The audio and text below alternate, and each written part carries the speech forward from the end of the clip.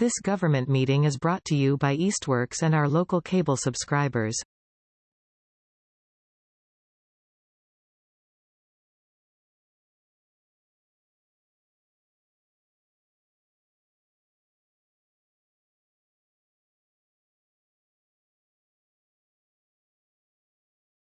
It is 5 p.m., so I will call to order this meeting of the City Council Ordinance Committee on January 14th, 2026 at 5 p.m. We want to keep it somewhat brief. We only have until 5:55 in this room, so I'm just going to try to keep us moving along. And if there are any people from the public here to speak, we're going to try to keep that under 3 minutes if possible. So first on the agenda is public speak. Is there anyone from the public that is here to speak to an item that is not currently on our agenda? I'm definitely going to be making time for everyone to comment on the things listed on the agenda. But are you going to take new business comments as well? That's normally the committee that would bring the new business. I'm just coming in to let you folks know. I wanted to say hello to the new ordinance committee coming on in, and just touch base a little bit here. I won't obviously get into any details on public comment here, but Associate Planner Dylan Maxfield with the city. We do mostly land use and zoning, and I've been working with our zoning ordinance for about the past 2 years. So I am aware of certain things in there that are everything kind of the low-hanging fruit of typos that cause people real problems every day to things that I think decisions do need to be made about as to kind of what direction or actually what or the committee would want to go in. Or I think there's some confusion to kind of broader projects, topics that will actually require, some real decisions from you folks as to what you want to do. So I wanted to come say hello, get that on the radar now, and then whoever you folks want to do as chair, hopefully I can work with them as well to sit down and we can kind of go over some topics and see where in these directions do you want to go, when do you want to bring them to the committee, and hopefully have some time to work through that so we can hopefully get some cleanup done through the zoning ordinance to make it easier for residents as they try to navigate it. we won't make any official response to that because it's public comment, but I will follow up. Anyone else? Thank you for that.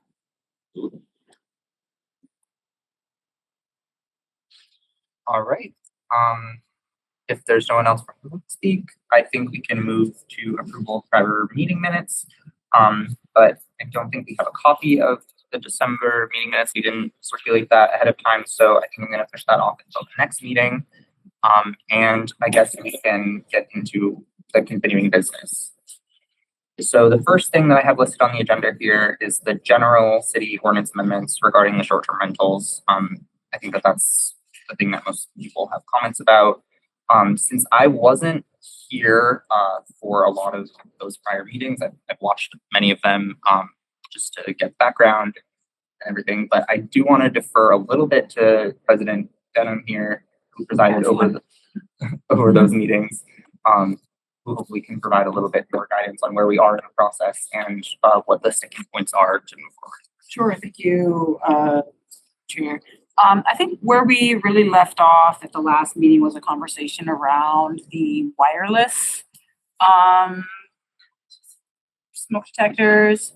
And there were also a few other items within the general ordinance that still needed to, some folks had questions about, but they raised to myself and maybe some other counselors. So those are some items that want to be discussed. But, and also there is on the table still the question of the direction that the state is going in terms of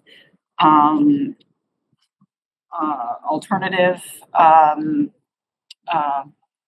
measures in terms of new sprinklers in the house. And so I think that was kind of a conversation that had started, and counselors had questions regarding that at the last meeting, but there seemed to be some indication that there might be more information coming to that, but at the same time, there was, I think, the bigger piece that I think the question that is out there was a request to find out if wireless smoke detectors met code, and I'm not sure if Captain Constantine had the opportunity to kind of find out that information. I know there was some communication regarding that, and I'm not sure if you have any updates or you need more time for that, or. So I've been going back and forth with a gentleman from ADT, Joe. Still trying to get a specification sheet for those devices and stuff. So Okay. So I got a little bit on information on some, but still waiting for him for a spec sheet. Okay. So, well, you're the chair. Sure. I mean, I feel like that is sort of our main point of information gathering, is to just get that conversation between. So yeah, if you want to speak to that. Here are 3 detectors from Joe at ADT with the information inside for you. There's a heat detector, smoke detector, and a carbon smoke together. And they're from their inventory, so if they can get put back, if you want to just let me know, I'll pick it up from you. But he said a couple weeks if you need it, whatever long you need it, just let me know. Wireless. Yeah, they are wireless. So hopefully Yeah, at our I next mean- meeting, we'll be able to. Yeah, some of the conversation with him was that, they haven't been, EDT for 15 years hasn't been replacing them in kind. So they've been putting them pretty much installing them aside from there and not taking out the regulated compliant smoke alarms. They've been kind of adding them in just certain places and stuff. But they stopped probably about 15 years of actually replacing all them and with up to code. So stuff like that.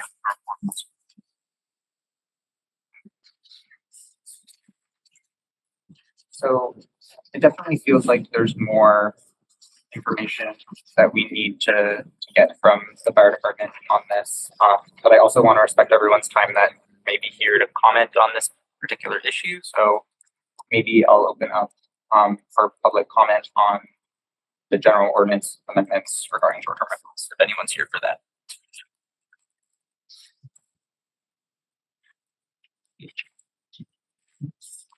Speak a little bit. So I'll obviously leave the fire issue alone because I know we're still working on that. I think I just am looking for some clarification in terms of if we're still able to have communication about the rest of the language in here, like the cap, the 250 days, things like that, if that's still something that we can have a conversation about, or if that's been set in stone. And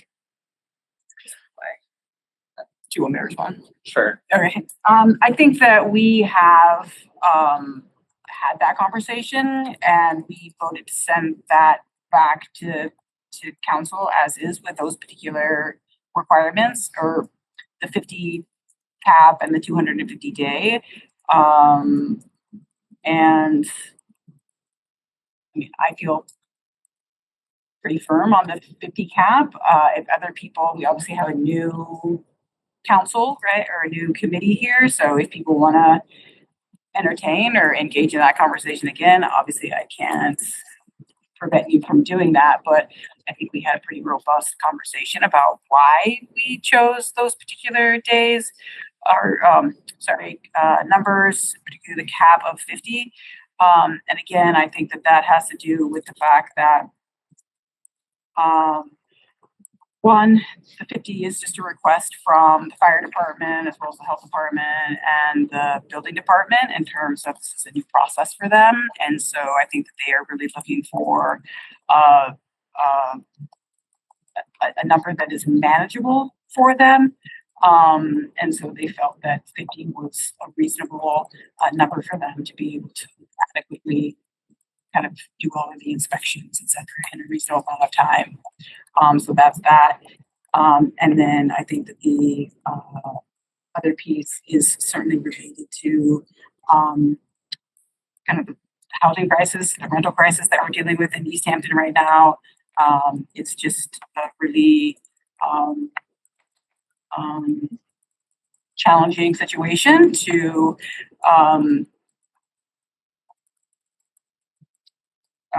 receive a lot of concern, a lot of anxiety around people's housing, and then to turn around and say, we're going to remove additional houses from kind of the rental market.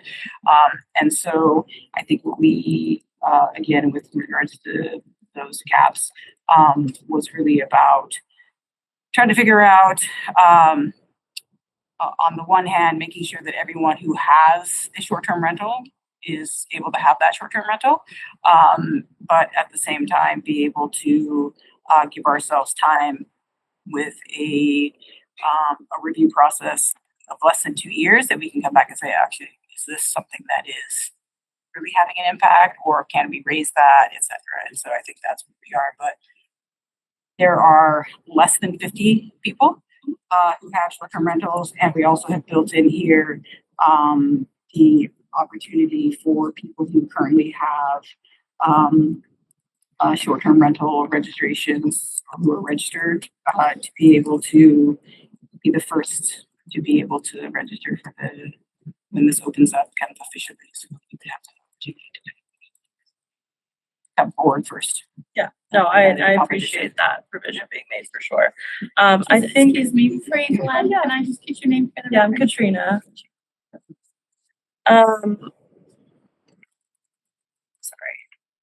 Okay, my question around that was the provisional registrations, is that included in the 50 cap, or is that a separate?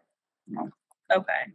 Is that, because it just wasn't clear to me here, is that something that, because it does say it shall be subject to the cap. Oh, I see, that's, okay, I'm sorry, I apologize, that's my bad. Let's see, my other concern about that was just something that JP had raised previously, about, you know, having such a small cap, that being an opportunity for people to just hold on to it in order to be able to have it for the future, and thus keeping other, you know, very valid people that own homes and want to be a part of this, from getting their own. So it just, because it's such a small cap, which I just think is a valid concern to raise. Sure. You know, especially being in a town where, like, it's not exactly a profitable business to have as a short-term rental. So, which obviously I understand we can review that cap, but I just think that's something to think about. Is it allows people to hold on to those and becomes more valuable in that way.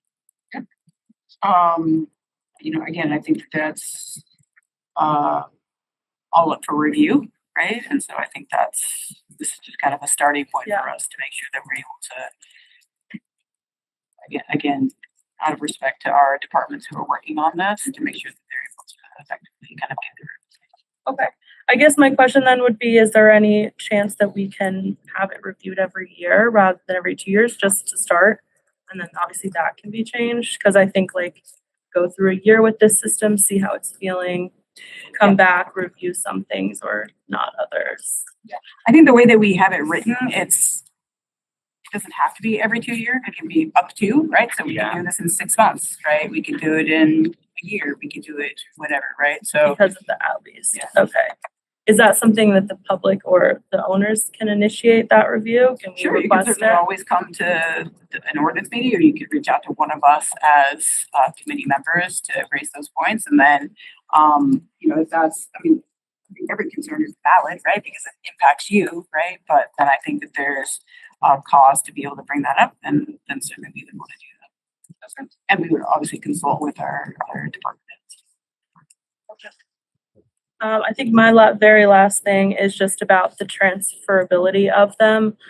Just keeping in mind, if, you know, I decide to put my assets in a trust or an LLC in order to keep it separate from my personal business, and I already have this registration, is there, you know, a way of including that in there, that as long, like, or, you know, if a parent decides to, like my mom, you know, and I co-own a house in town together, we decide to take her off and just me, is that, because just from this, it seems very cut and dry. It's not transferable. If you own the registration, that's just yours. It cannot be transferred even in those circumstances. So I think that's open to conversation, right? But in reviewing a number of other city ordinances related to that, they were all non-transferable. And I think some of that has to do with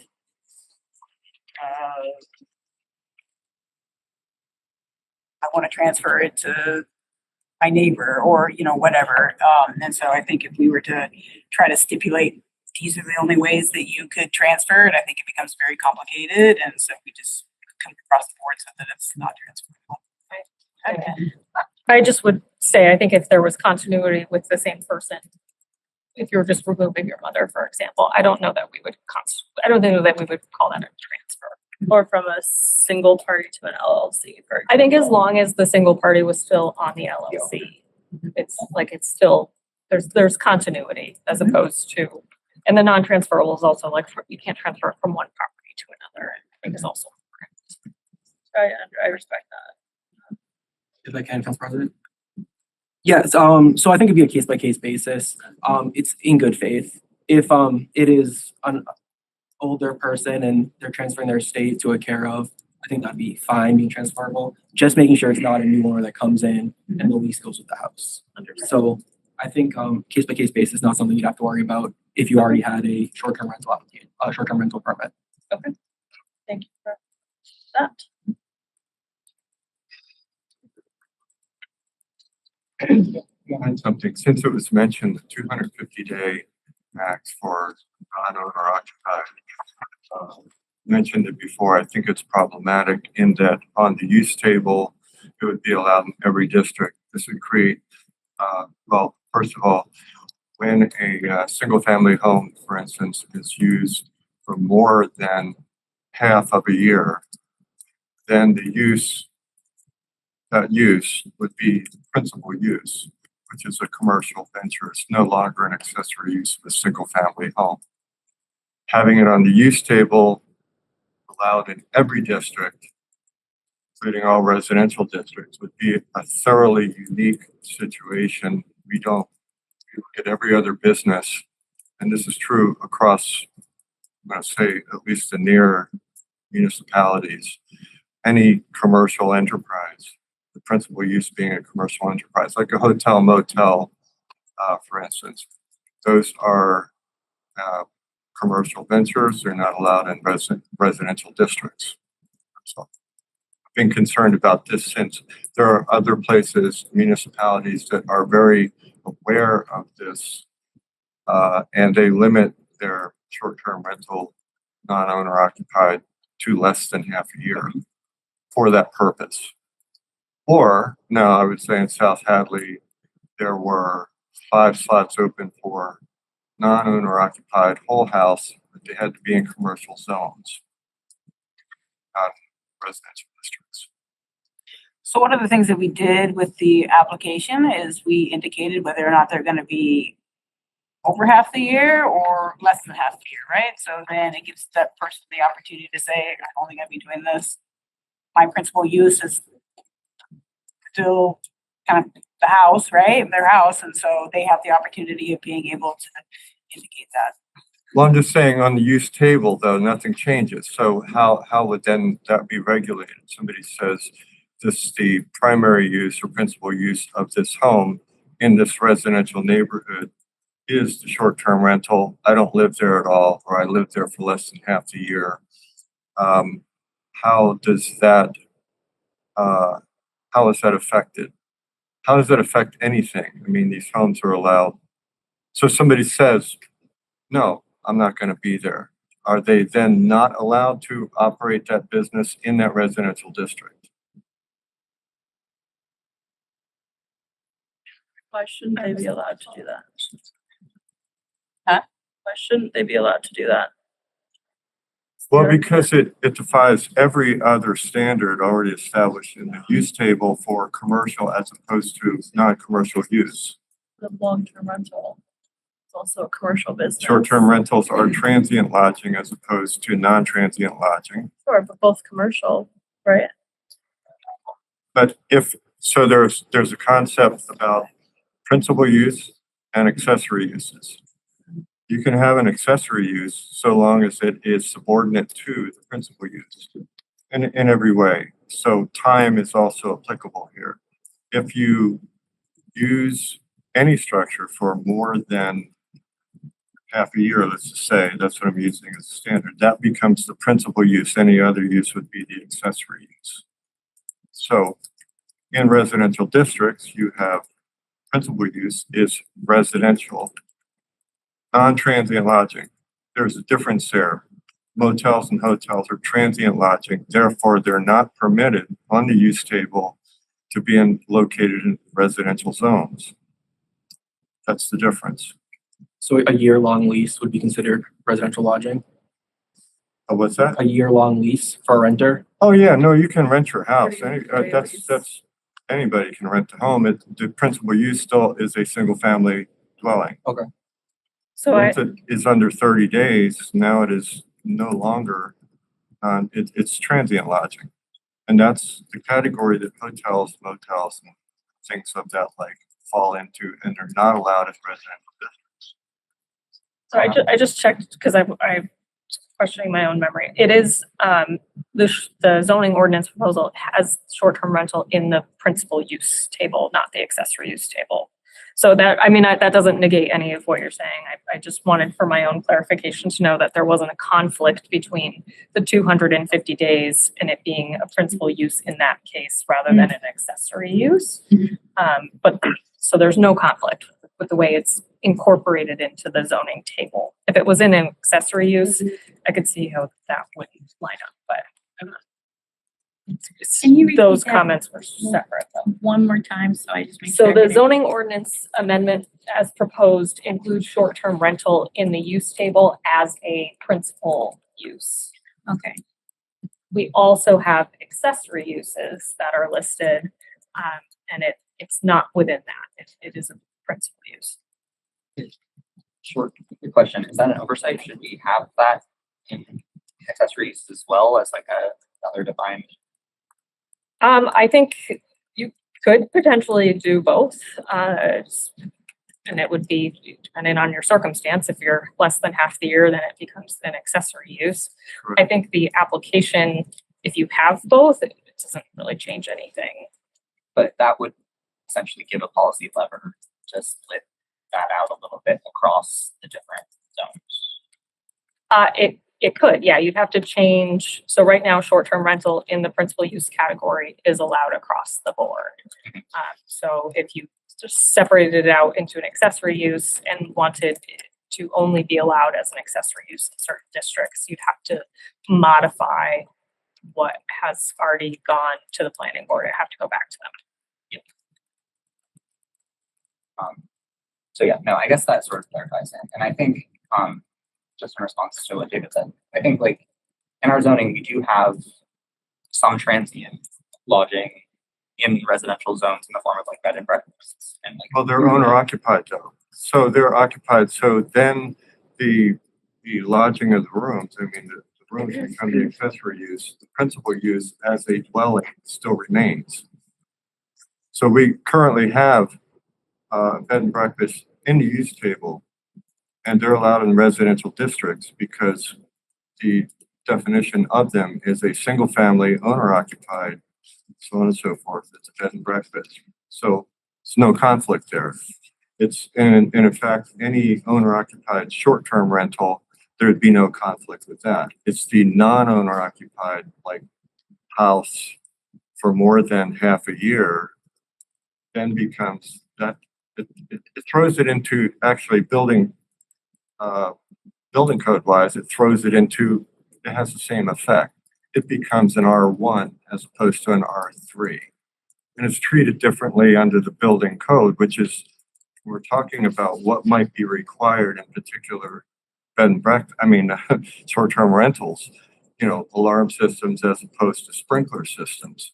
That makes a big difference. Non-owner occupied whole house as opposed to owner occupied. So it affects everything. In my view, it affects the zoning and it also affects the building code. Okay, and just to untangle these things, because I think that there's a part of you that's speaking as building commissioner and part of you that's speaking from your own point of view. And I'm curious, I guess, what concerns of yours are more in the philosophical lens of this is more permissive than you think is justified versus where you see conflicts in your professional opinion as a building commissioner where you see a potential problem with the way the policy could be enforced. Well, I'm also the zoning enforcement official, so I've dealt with zoning for a very long time in this capacity in other communities as well. So I'm fairly knowledgeable about the concepts around zoning and use tables. That's why I said earlier, this would be a thoroughly unique situation from my experience, not just in this town, but in other towns, to have a principal commercial use being allowed as of right in a residential district. That's all. No, I'm not, I just think it would conflict with our definition for accessory uses, principal uses, how things are mapped out on the use table right now by their particular types of uses.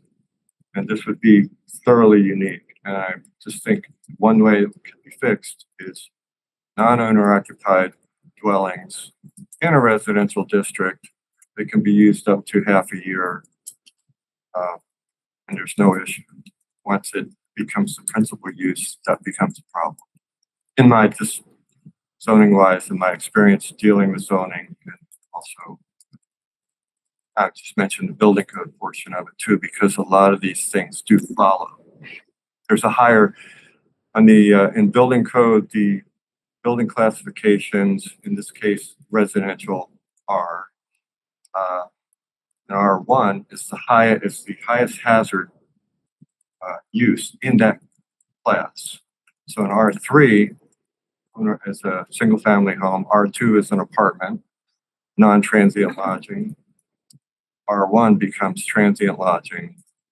That's why hotels and motels are R1 use classes. So, and they are held to stricter standards for fire safety type things and such because of the type of use. Okay, so I guess that's really where my question is. Based on what you just identified regarding overlap between building code and our use table, are you saying that there is a conflict in how you would interpret this? I just want to know, and for the context of my question, like, because it's been approved by planning board, it's been approved by like this committee before. So before we do any backtracking, I want to make sure that it's not some like an opinion that you are trying to share versus a professional assessment saying that you're going to have trouble actually interpreting our zoning. No, I mean, I think great care was taken to not have the zoning enforcement official have any hand in zoning enforcement of these at all. That was from its inception. It became a general ordinance where most communities it's in zoning or they'll have both. So this has been laid out in a way that's, I'm just commenting on my observation on the use table having a principal use that's commercial in a residential district as a matter of right is just very odd. Yes, I got you. Thank you. I want to recognize Nancy online. Yes, thank you. I just wanted to clarify the statements that Mr. Gardner has made. Short-term rentals are not transient in terms of equal as a hotel or a motel. We have usually one family that stays there. It's not multiple locked doors. Everybody are close friends. They're there for usually a couple of days. It's completely different, and I take offense to him equating us with a hotel and a motel. We are totally different. We are more similar to a long-term residential business, if that's what you want to call it, since you're calling it a business. It's more similar to owning multiple houses and renting them out long-term. That also is a money-making event, supposedly, or a business. And I think that that's what short-term rentals should be more equated to that situation, and that's why it's okay in a residential area. I just wanted to make that opinion open and put it out there. Thank you. You mind if I respond to that? Sure, yeah, all right. So transient lodging is just any lodging that is less than 30 days. So a short-term rental, since it has to be under 30 days, would qualify as transient lodging, just for the name of transient lodging. And just for clarification, do you know like what sort of, like what definition where that definition comes from? Sorry. No, I can get it for you. Okay. I just, if you knew off the top of your hand, it's not super important, but I just to clarify. It's state codes, health code. Okay. Fire code. All right.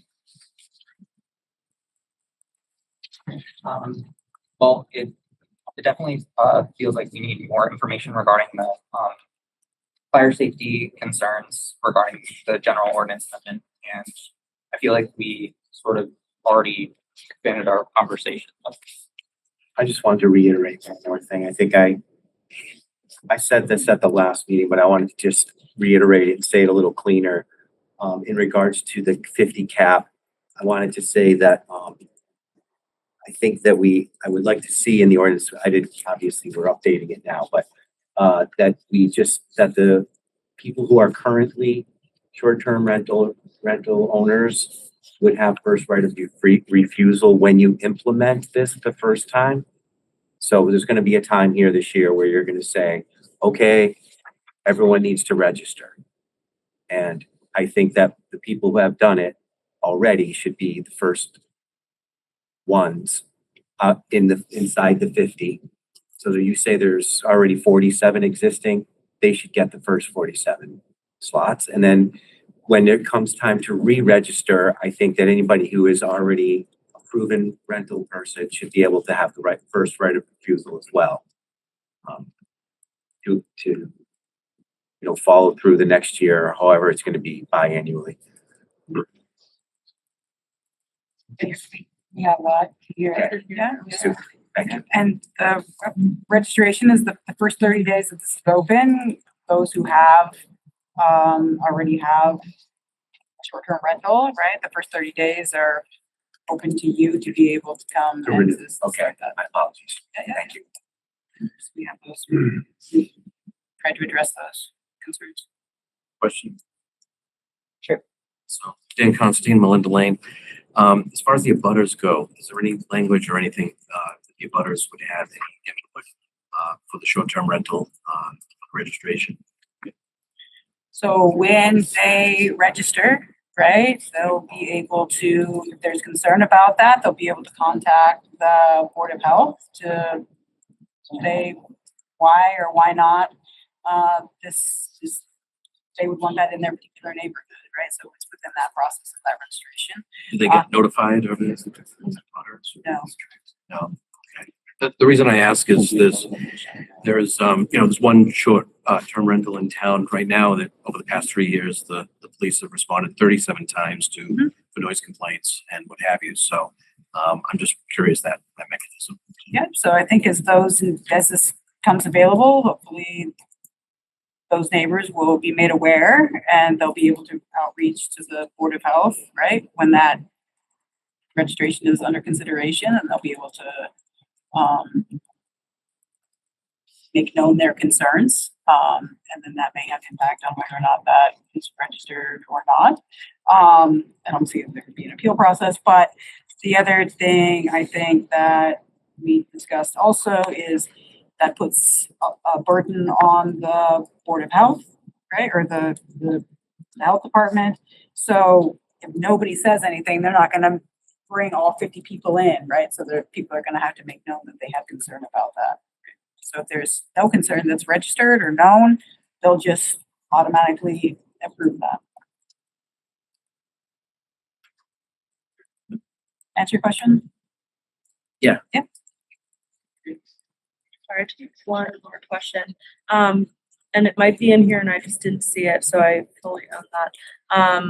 Is there anything written in the current language about like amount of time that a current short-term rental has to come into compliance with whatever we end up deciding for all of these things?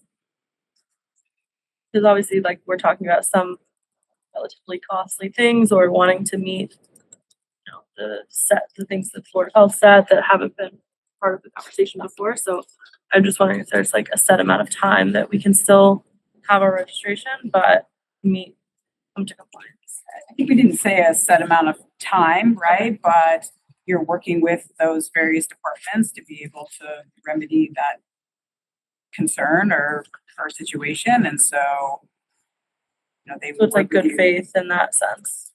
So we did set the effective date to February 1st, many, many months ago Yes, in that is- anticipation of this being approved and giving people more time. So I Yes. think probably it's a good idea to look at that again and Yes. bump it out. But the idea was that these wouldn't go into effect immediately. Okay. Right. There would be time. So it would buy you some time.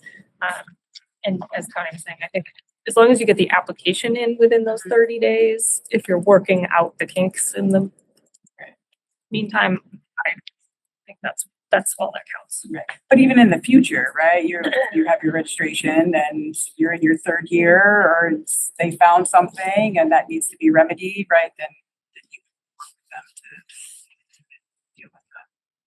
So just to clarify, so if we do have a new property, unless anyone's already being used, but a new property that's applying to be a short-term rental, but they fail for not having, you know, the required smoke and COs or sprinklers, do we give them a provisional permit and give them a certain number of days to come to compliance, or would they just be denied on the spot?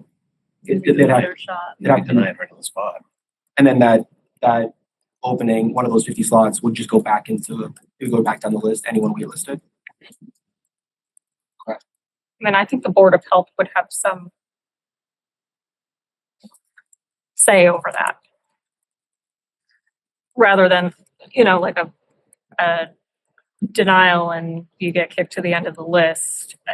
Obviously, I think it would depend, but if it's something like you need to fix your screens. Yeah, no, I'm thinking more like on the smoke and COs. Yeah. Where's what I'm Yeah, thinking. and that, I could say just from the way that I handle situations, not short-term rentals, but standard I do inspections on commercial establishments. It really depends on what's lacking or what needs to be addressed. If there's something really egregious, that's going to inform us that we have to stop now. This is something that needs to be dealt with immediately. Small things, typically it's like by. So it depends. But on the same note, when all these businesses are opening for business, they cannot open until they're in Correct. compliance, right? So it's only fair, that's what it is. So we don't issue a certificate of inspection or occupancy until that's completed. So it should. And I'm personally aware of a couple places that are operating short-term rentals now.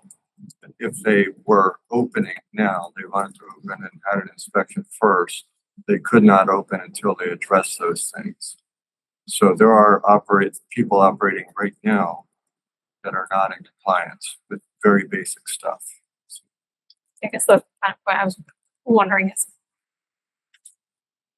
you wouldn't necessarily make somebody reapply for like a building permit or a permit from you.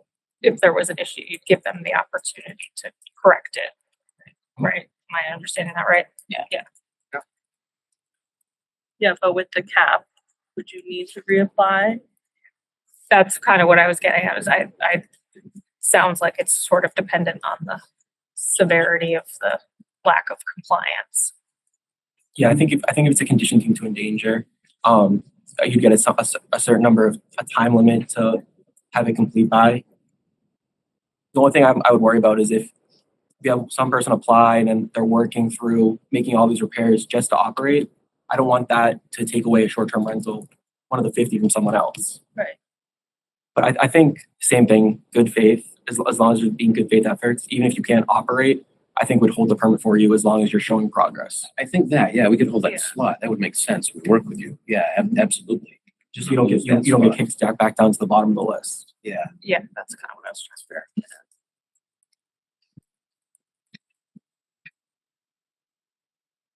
Fair question. Just a couple of quick questions that people had folks had asked. And so I just want to put it out there. So, under 4-50.6 compliance, owners shall retain and make available to the city within 5 business days. So the question is 5 business days reasonable for people to, I don't know if there's a standard in the city. So I'm just trying to understand if you're dealing with all of your various paperwork, et cetera, to be able to put all of that together. I mean, it's like, it's 5 days reasonable. Which It's section, 10 I'm sorry? days. 4-50.6 compliance. Owners shall retain and make available to the city within 5 business days. On written request, records to demonstrate compliance. This is I mean, is 5 days pretty standard? Yeah, seems short to Kind me. of short. I think those are typically 2 weeks or 15 business days.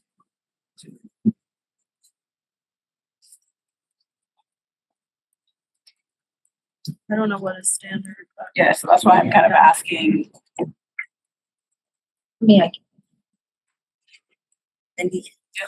I mean, I guess if you're asking us for something from last week, sure, I can get it to you 5 days. If you're asking something from a year or something ago, entire it might year. take me Years ago, some time all the to get that permitting. information together. I'm just, Okay, yeah, so I'm just trying to I'm just trying to figure out what's reasonable.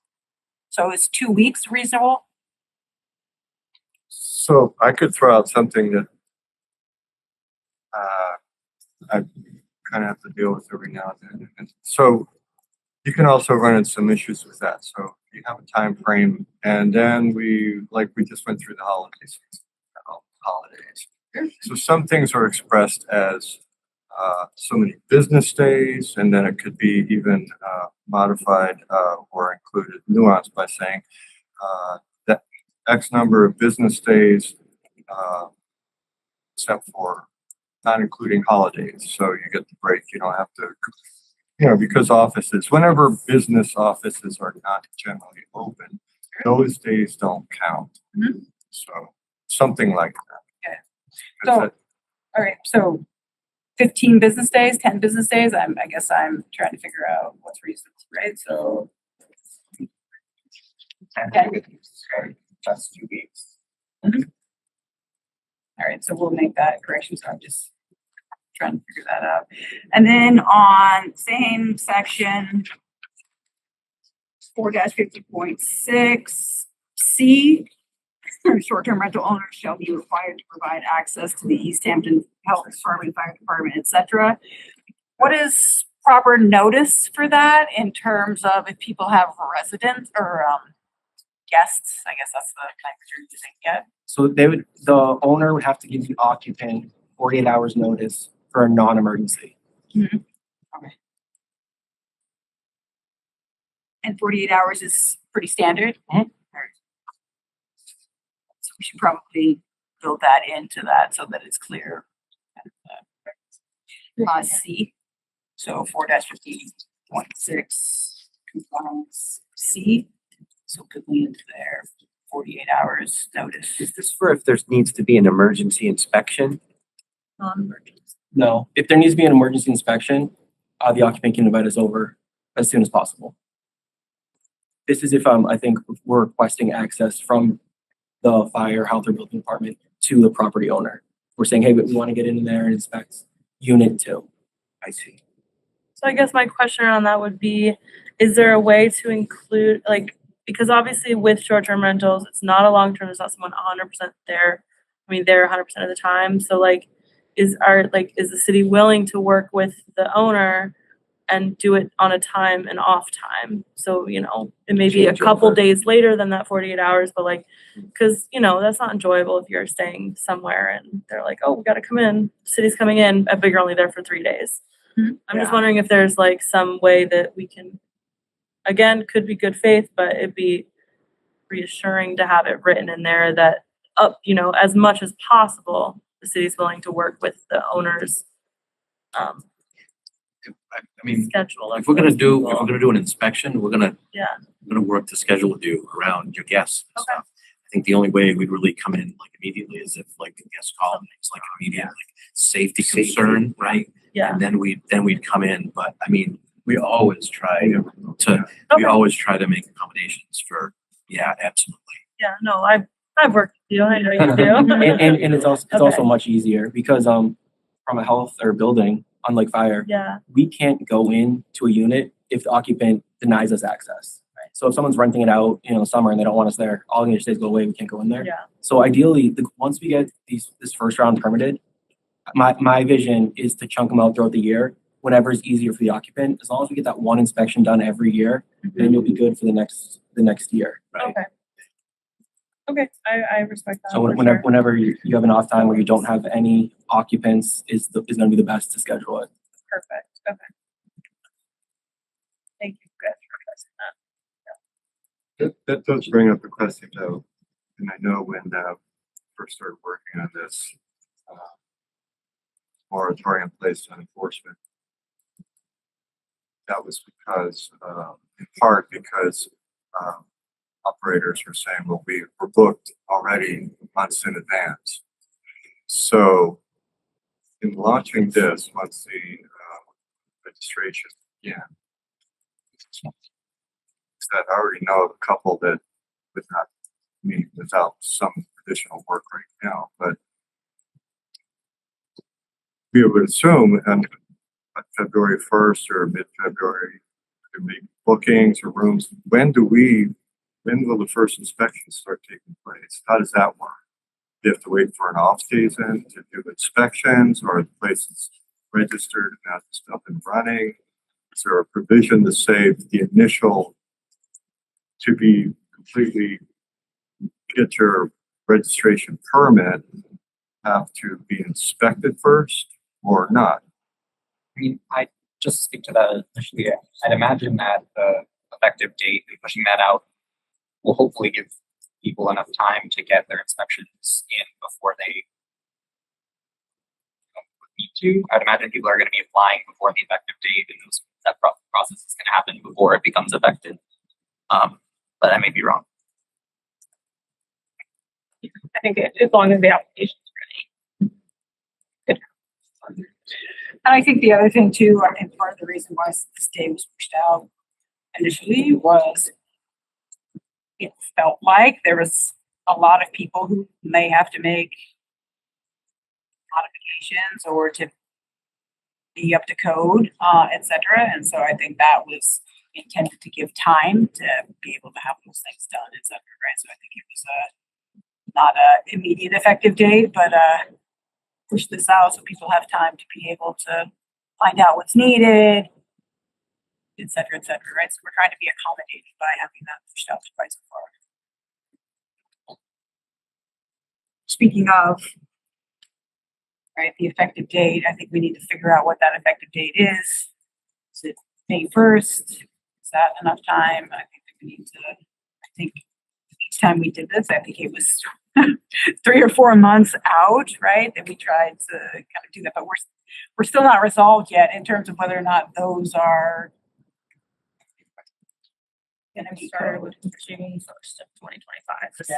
Could we put something like within 3 months of this passing? Something like that? Or on the first day of the month following 3 months of it passing? We could. I'm not crazy about that because down the line, it's just like harder. You gotta cross-reference like the council order when it was signed. It's just kind of, if you could, you can. It's just easier if there's. I'm gonna throw out June 1st. Does that sound reasonable, folks? Because it still has to go for a hearing again now, right? Yes, that's why I'm saying June. Got it. I was gonna say May. And now I'm saying June.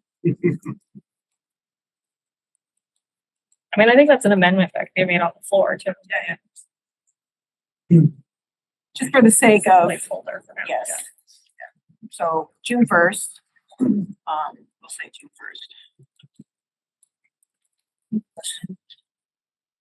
Sure. How, for the inspectors, how, like, if there are 50 applications, let's just say they all spots get claimed, how long do you think it would take you to go through and take you a month to inspect 50 properties? Depends how up the Just code trying to they figure are. timing out stuff, right? I'd say probably 50 properties, schedule permitting. They probably take about 60 days. Does that sound fair? About 2 months? At least 60 days.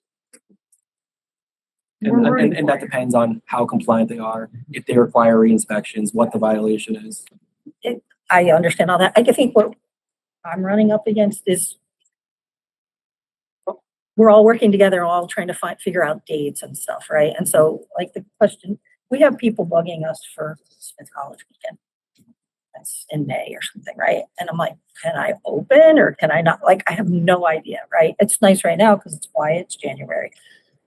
But people are just keep asking us and we're like, we're not booking anything because we have no idea what's going to happen, which I don't want to keep doing, but I want to respect everybody here as well. Not to, I'm just gonna say this, there's also currently a moratorium that's still in place. And Yeah. so I don't know if, I do not want to speak for the Yeah, mayor, right? yeah. Like, I don't know how that moratorium will play out in this Yeah. situation as well. We just obviously don't want to get a situation where somebody's trying to come for their kid's graduation and we're like, we got to cancel. Yep. Not because we're not passing something, but because like of date stuff. This is my opinion. Anybody who's an Airbnb operator right now, short-term rental operator, could call any one of us and ask for an inspection right now. Moratorium had nothing, in fact, moratorium explicitly excluded safety and building inspections. So everybody who's operating right now could have any of us come in and do an inspection. You don't have to wait for this to pass. Then you could be in a better position.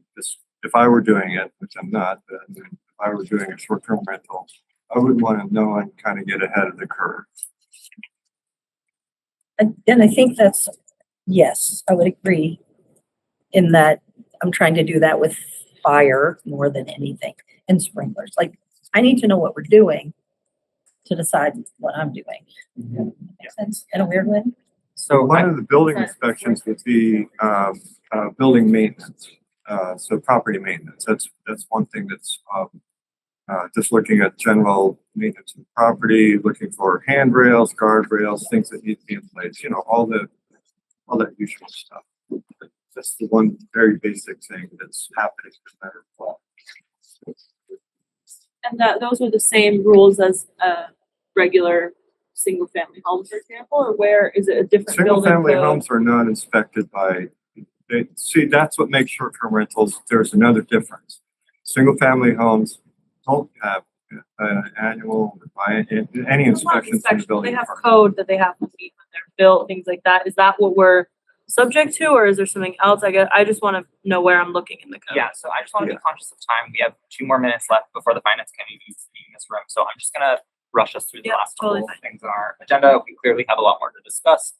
For the next meeting, I'm going to circulate the next working copy of the general ordinance amendments, given a couple changes that we worked out here. So that'll be available on the agenda for everyone once that next meeting is posted.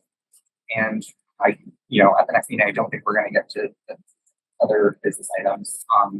But I guess for the interest of time, I will entertain a motion to adjourn. So moved. Second. Thank you. This government meeting is brought to you by Eastworks and our local cable subscribers.